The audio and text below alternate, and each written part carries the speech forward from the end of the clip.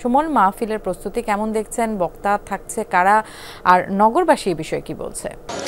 Nancy, সকল প্রস্তুতি শেষ। অল্প কিছুক্ষণের পরে অর্থাৎ মাগরিবের পরপরই ধর্ম উপদেষ্টা ডক্টর আফম খালিদ হোসেন তিনি এই মাহফিলের উদ্বোধন করবেন। আপনি দেখছেন এখনই কিন্তু যে প্যারেড মাঠ রয়েছে সেটি কিন্তু কানায় কানায় পূর্ণ হয়ে গেছে।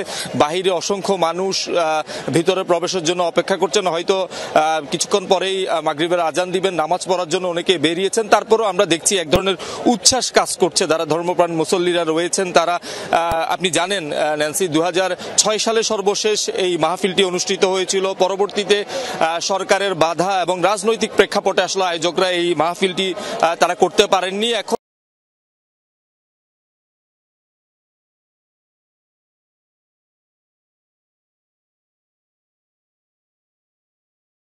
যেহেতু সুযোগ পেয়েছে রাজনৈতিক পট পরিবর্তনের পর, সেক্ষেত্রে আমরা দেখছি এই মাহফিলকে ঘিরে সব ধরনের যে প্রস্তুতি সেটি শেষ করেছে এবং সাধারণ মানুষের মধ্যে আমরা উচ্ছ্বাস দেখছি। আমরা একটু কথা বলতে চাই। এখানে রয়েছে 18 বছর পরে এই মাহফিলটি হচ্ছে, কেমন লাগছে? আমাদের খুব আনন্দ লাগতেছে। দীর্ঘ 17 বছর 18 বছর পর আমরা মাহফিলে আসে খুব আনন্দ পাচ্ছি। এখন খুব আনন্দভাবে আমরা এই কোরআন হাদিস থেকে কিছু শোনার জন্য 5 দিন পর্যন্ত এখানে শোনার জন্য চলে আছি।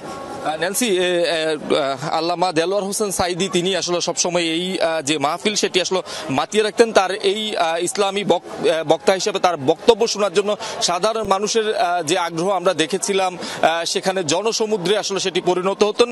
এবার যেহেতু তিনি আসলে ইন্তেকাল করেছেন, তার পরিবর্তে এখানকার প্রধান মুফাসসির হিসাবে যিনি এই তাফসিরুল কোরআনে উপস্থিত থাকবেন তিনি হচ্ছে মিজানুর রহমান আজহারী। আপনি জানেন তিনি ইসলামী বক্তা। আমরা একটু কথা বলতে চাই, 18 বছর পর হচ্ছে, কেমন উচ্ছ্বাস দেখছেন বা আপনাদের প্রত্যাশা কি?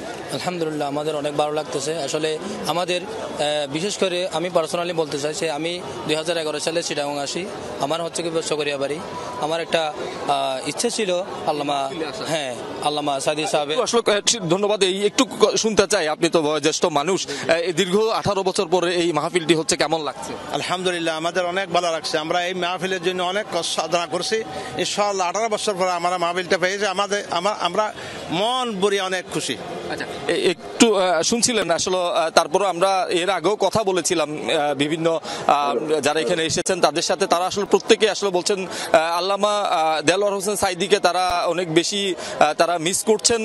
তার বক্তব্য শোনার জন্য আসলে আমরা অনেকে দেখেছি, তারা আসলে বলছে যে আমরা অপেক্ষায় ছিলাম যে তার বক্তব্য আসলে আমরা কখনো শুনবো, কিন্তু সেটি আসলে হয়নি। সব মিলিয়ে 5 দিনের এই যে আয়োজন সেটি 31 জানুয়ারি শেষ হবে। সব মিলিয়ে কিন্তু আমরা নগরবাসীর মধ্যে বেশ উচ্ছ্বাস দেখছি। এবং এই যে মাহফিল প্যারেড কর্নার ছাড়িয়ে কিন্তু চকবাজারের আশেপাশে যেসব স্থান রয়েছে সেখানেও কিন্তু এই মাহফিল শোনার ব্যবস্থা করা হয়েছে পর্দার মাধ্যমে। সেই সাথে নারীদের জন্য আসলে বিশেষ ব্যবস্থা রয়েছে। সুমন, আপনাকে ধন্যবাদ, বিস্তারিত আমাদেরকে জানিয়েছেন।